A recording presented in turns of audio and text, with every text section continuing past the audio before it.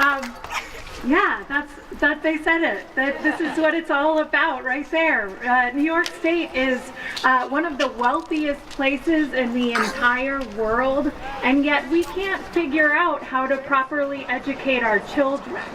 This is absolutely unacceptable, right? Right. And not only are we one of the wealthiest places in the world, but we're also one of the most unequal places in the world, and that really plays out in the ways that we educate our children. The numbers are constantly getting wider. I think we're now up to a $9,000 per student difference between how much a child in a wealthy school district gets for their education versus how much a child from a poorer district gets. And across the 46th Senate District, we experience this. I live out in Montgomery County, a very rural area, and one of the lowest income school districts in all of upstate New York.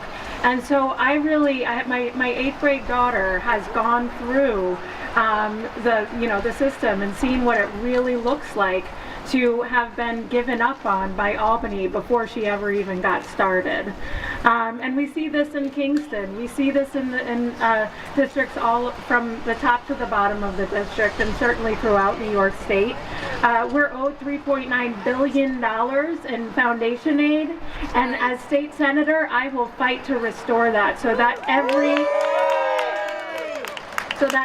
child in New York State has access to a basic quality education and the opportunity to fulfill their potential.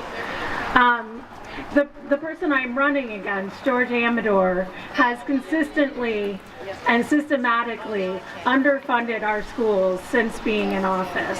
And not only that, he's diverted money toward private charter schools, which don't even really exist in most of our district. So you kind of got to scratch your head and wonder who is it that he's serving, because it's definitely not us. I will fight, while he is fighting for the privatization of schools, I will fight for quality public education. Also connected to the education issue is how are we funding education? Right now, we've really shifted to a model where we're relying more and more on property taxes to fund our schools, and that's just not working. It's not working for property taxpayers, for homeowners, small businesses, and farmers, and it's not working for our kids.